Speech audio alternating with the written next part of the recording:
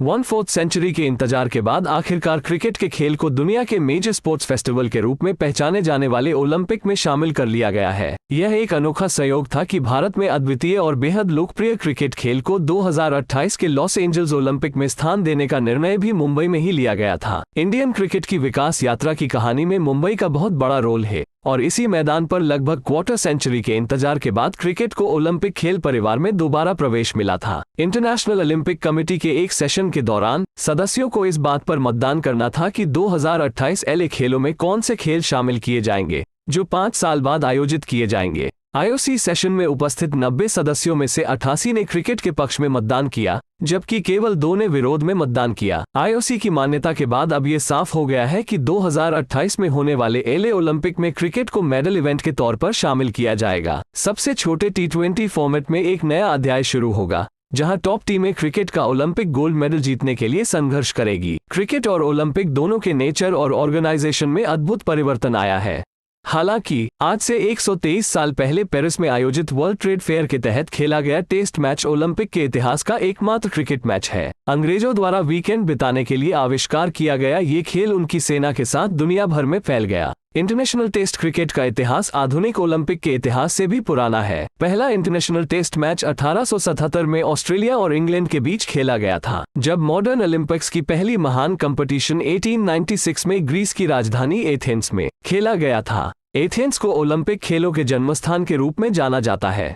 पुराने रिकॉर्ड कहते हैं कि 1896 में जब एथेंस में पहला मॉडर्न ओलंपिक्स प्लान किया जाना था, तब भी क्रिकेट के खेल को शामिल करने पर बहस चल रही थी। ज्यादातर देशों ने ओलंपिक में क्रिकेट खेल में भाग लेने के लिए उत्साह नहीं दिखाया और इस कारण कोई भी क्रिकेट मैच नहीं खेला गया। हालांकि 4 साल बाद फ्रांस की राजधानी पेरिस में वर्ल्ड ट्रेड फेयर के तहत ऑर्गेनाइज्ड एक बड़े पैमाने के प्रोग्राम में क्रिकेट खेल के लिए एक मैच आयोजित किया गया था। उस समय इसमें इंग्लैंड के साथ साथ फ्रांस के साथ साथ नीदरलैंड और बेल्जियम को भी भाग लेना था। हालांकि नीदरलैंड और बेल्जियम ने संयुक्त रूप से ओलंपिक की मेजबानी करने की पेशकश की, लेकिन उनके प्रस्ताव को अस्वीकार कर दिया गया और इससे नाराज दोनों देशों ने अपनी अपनी टीमों को कंपटीशन के लिए भेजने से इनकार कर दिया। आखिरकार इंग्लैंड और फ्रांस की टीमें ही कंपटीशन में बची रहीं। हालांकि इन दोनों देशों ने भी कंपटीशन में अपनी अपनी नेशनल टीम्स नहीं उतारी। उस समय इंग्लैंड का डेवोन और समरसेट वांडरर्स क्लब पेरिस के दौरे पर था और उस टीम को इंग्लैंड टीम के रूप में मान्यता मिली। दूसरी ओर फ्रेंच टीम में ज्यादातर अंग्रेज शामिल थे, जो ब्रिटेन छोड़कर पेरिस में रहने लगे, जहां उन्होंने अपना क्रिकेट क्लब शुरू किया। इन दोनों टीमों के बीच हुए मैच को इंग्लैंड और फ्रांस क्रिकेट मैच के रूप में मान्यता मिली। दिलचस्प बात यह थी कि दोनों टीमों के किसी भी खिलाड़ी को नहीं पता था कि वे ओलंपिक में भाग ले रहे हैं। 19 से 20 अगस्त के बीच पेरिस के वेलोड्रोम डी विंसेनेस में खेले गए एकमात्र मैच में 11 नहीं बल्कि 12 एथलीटों ने हिस्सा लिया था। इंग्लैंड की टीम पहली पारी में 117 रन पर ढेर हो गई, जिसमें फ्रेडरिक कमिंग के 38 रन अहम रहे। हालांकि फ्रांस की टीम सिर्फ 78 रन पर ऑल आउट हो गई। इंग्लैंड के लिए फ्रेडरिक क्रिश्चियन ने 7 विकेट लिए।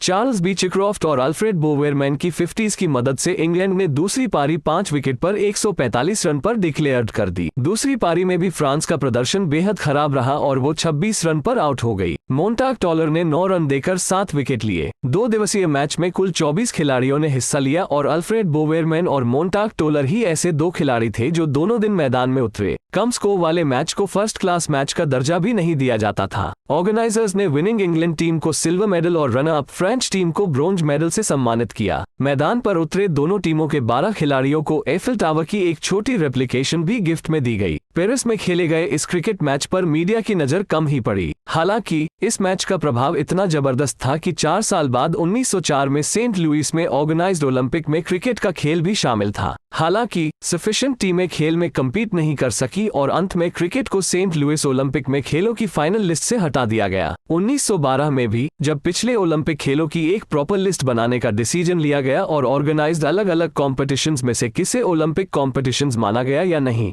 इसका डिसीजन अलग अलग नॉर्म्स के आधार पर किया गया। उस समय साल 1900 में पेरिस में खेले गए क्रिकेट मैच को ओलंपिक क्रिकेट मैच का फाइनल मानने का डिसीजन लिया गया था। इंग्लैंड को गोल्ड मेडल और फ्रेंच टीम को सिल्वर मेडल से सम्मानित किया गया। हालांकि इस संबंध में कोई ऑफिशियल पदक समारोह आयोजित नहीं किया गया था। अब लॉस एंजल्स में होने वाले ओलंपिक में क्रिकेट को फिर से जगह मिल गई है। हालांकि इस बार स्थिति अलग है। T20 फॉर्मेट लोकप्रिय हो गया है। साथ ही इंडिया में हुए IPL के जरिए दुनिया भर में फ्रेंचाइजी क्रिकेट को बढ़ावा मिला है और अमेरिका में T20 लीग की भी शुरुआत हो गई है। इस वजह से यूरोप और अमेरिका में भी क्रिकेट के इस नए फॉर्मेट की बहस तेज हो गई है। दूसरी ओर थॉमस बाख के लीडरशिप वाली इंटरनेशनल ओलंपिक कमेटी द्वारा ओलंपिक को और ज्यादा पॉपुलर बनाने के प्रयास किए जा रहे हैं। इन प्रयासों के तहत पेरिस ओलंपिक 2024 से खेलों की लिस्ट में ब्रेक डांसिंग को भी शामिल करने की योजना है। इसके अलावा स्केटबोर्डिंग, जो पहले केवल एक एंटरटेनिंग गेम था, जिसने टोक्यो ओलंपिक के बाद से एक मेडल कंपटीशन का गौरव प्राप्त कर लिया है। इससे ये साफ हो गया है कि ओलंपिक के जरिए क्रिकेट का ग्लोबलाइजेशन भी किया जाएगा।